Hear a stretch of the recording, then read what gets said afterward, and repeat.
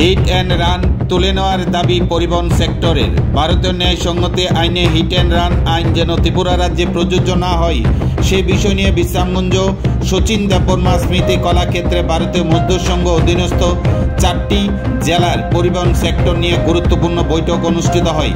রবিবার দুপুর 2:30 এই দিনের এই বৈঠকে ভারতীয় মজদুর সংঘ অধীনস্থ পরিবহন সেক্টরে পশ্চিম জেলা সেক্টর থেকে উপস্থিত ছিলেন সম্পাদক বাবুল ঘোষ, সিপাহীজলা জেলা সেক্টর থেকে উপস্থিত ছিলেন সম্পাদক সজল দেবনাথ, গোমতী জেলা থেকে উপস্থিত ছিলেন সম্পাদক পার্থ ঘোষ, দক্ষিণ ত্রিপুরা জেলা থেকে উপস্থিত ছিলেন সম্পাদক বাপ্পি দেবনাথ। উক্ত সংগঠনের আলোচ্য বিষয় ছিল ভারতীয় ন্যায় সংহতি আইনে হিট অ্যান্ড রানে সড়ক দুর্ঘটনায় যদি কোনো ব্যক্তির মৃত্যু হয় তাহলে চালকের 50,000 টাকা জরিমানা, পাশাপাশি 10 বছরের জেল হবে।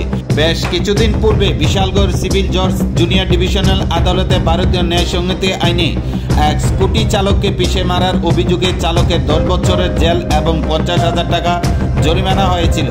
ত্রিপুরা রাজ্যে হিট অ্যান্ড রান আইন যেন লাগু না হয় সে বিষয় নিয়ে এদিনের এই বৈঠকে আলোচনা করেন নেতৃত্বরা। ভারতীয় মজদুর সংঘ অধীনস্থ রাজ্য 8টি জেলার মধ্য থেকে 4টি জেলার পরিবহন সেক্টরের দায়িত্বে থাকা শ্রমিকদের নিয়ে এই দিনের এই সভায় বিভিন্ন বিষয়ে সিদ্ধান্ত গ্রহণ করা হয়। চালকদের উপর থেকে হিট অ্যান্ড রান সরিয়ে নিতে হবে, অন্যথায় আগামী দিনে ভারতীয় মজদুর সংঘ অধীনস্থ পরিবহন সেক্টর বৃহত্তর আন্দোলনে যাবে বলে হুঁশিয়ারি দেন। এখন দেখার বিষয় রাজ্য পরিবহন দপ্তর প্রশাসন উক্ত বিষয়ে কি ভূমিকা গ্রহণ করেন সেদিকে তাকিয়ে আছেন ভারতীয় মজদুর সংঘ অধীনস্থ ত্রিপুরা রাজ্য পরিবহন সেক্টর। পরিবহন সেক্টরের বিভিন্ন দেবতুল্য কার্যকর্তারা আছেন যারা বিভিন্ন আইনে কাজ করেন, ওই শাখা হোক, মহকুমা হোক, জেলা হোক বা রাজ্য বোর্ড হোক, সবাইকে আমরা এখানে আজকে আনার একটাই কারণ আমরা এখানে আমাদের যে হিট অ্যান্ড রান নিয়ে আমাদের যে ড্রাইভার ভাইয়েরা যে সমস্যায় ভুগছেন, যেটা একটা কেন্দ্রীয় আইন, সেটা প্রত্যাহারের দাবিতে আমরা এর আগেও আমরা একটা গণডেপুটেশন দিয়েছিলাম, যেটা সারা ভারতবর্ষের হয়েছিল, সবাই মনে আছে আমরা। কিন্তু তারপরেও সেই আইনটাকে স্থগিত রেখে ত্রিপুরা সরকারে কিছুদিন আগে আমাদের একজন ড্রাইভার দাদা 10 বছরের জেল এবং 50,000 টাকা জরিমানা করা হয়েছে। দেখুন, আমরা এখানে যারাই এসেছি এত সিরিয়াস নেবেন ব্যাপারটা, এত হালকাভাবে নেবেন না, কারণ বিপদ কোনোদিন কাউকে বলে আসে না। কখন কার সমস্যা হয়ে যাবে, বিপদ আসবে সেটা কেউ বলতে পারে না। আমাদের যে ড্রাইভার দাদাটা সকালবেলা গাড়িটা নিয়ে বের হয়েছিল, উনিও আশা করেননি যে ওনার দ্বারা একটা পরিবার ধ্বংস হয়ে যাবে, কিন্তু সেই পরিবারটার সাথে ওনার পরিবারটাও আর ধ্বংসের মুখে।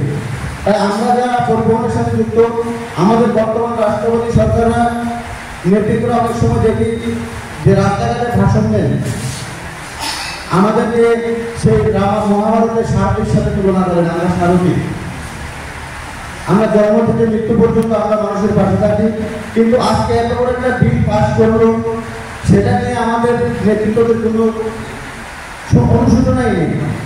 তাই নিজেদেরকে নিজেদের জায়গায় রেখে বিবেচনা করতে হবে আমরা আগামী দিনে কি করবো, কোন পথে আমরা হাঁটবো এবং আমরা কি চাই।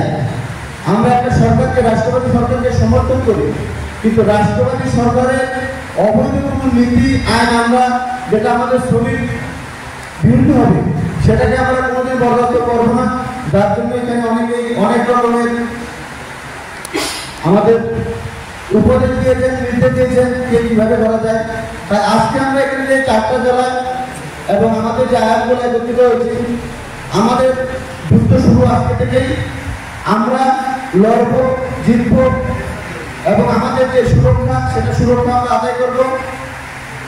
এছাড়াও ভারতীয় মজদুর সংঘের এখানে কোনো অসুবিধাই নেই, কারণ একটা বিল পাস হয়েছে বিল্ডার সেক্টরে যারা আছেন, দায়িত্বে আছেন তাদের জন্য।